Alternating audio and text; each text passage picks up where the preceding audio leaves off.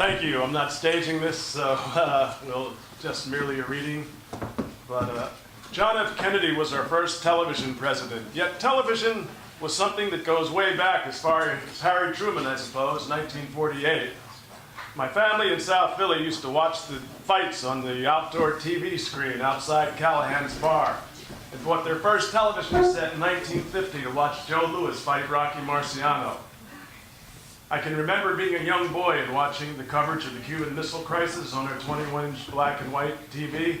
And I would ask my father, is the world going to blow up tomorrow? And Daddy reassured me nothing's going to happen. Yet it was something everybody spoke about. And there was much concern that made the Faulknerian notion of the human heart in conflict with itself, that we were afraid of dying of a nuclear explosion and forgotten about that human heart in conflict with itself.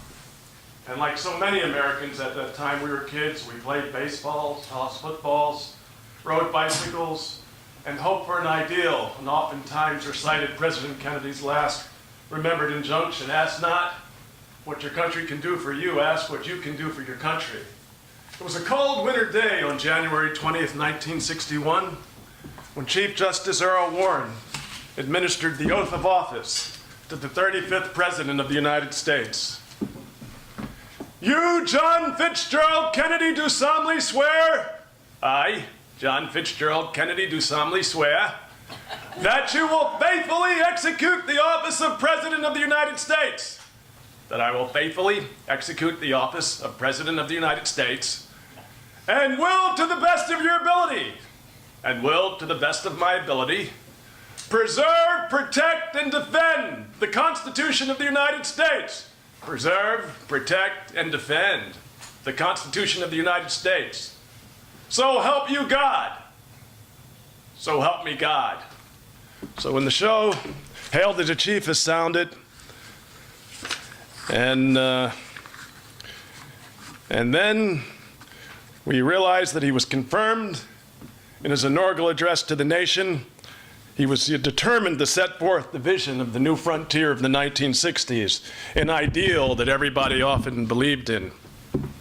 We observe today not a victory of party, but a celebration of freedom, symbolizing an end as well as a beginning, signifying renewal as well as change.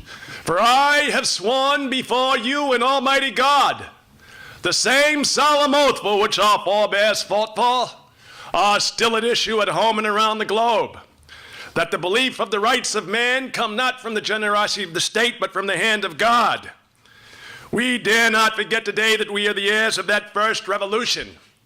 Let the word go pass from this time and place to friend and foe alike, that the torch has been passed to a new generation of Americans, born in this century, tempered by war, disciplined by a hard and bitter peace, proud of our ancient heritage and unwilling to witness or permit the slow undoing of those human rights to which this nation has been committed and which we are committed today at home and around the world. Let every nation know, whether it wishes us well or ill, that we shall pay any price, bear any burden, meet any hardship, support any friend, oppose any foe, to assure the survival and the success of liberty. To those people in the huts and villages of half the globe, struggling to break the bonds of mass misery, we offer not a pledge, but a request.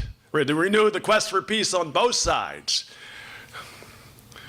Finally, to those nations who are our adversaries, we pledge anew the quest for peace. Before the dark powers of destruction unleashed by science engulfed all humanity in planned or accidental self-destruction.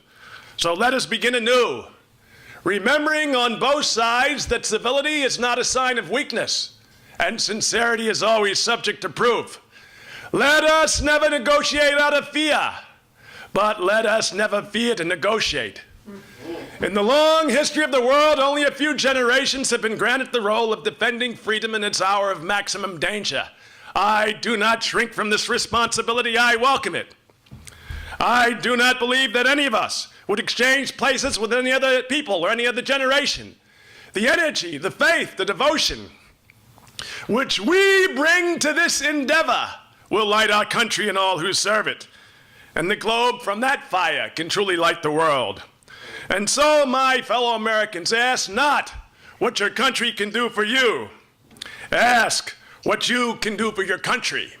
Finally, whether you are citizens of America or citizens of the world, ask of us the same high standards of strength and sacrifice that we ask of you.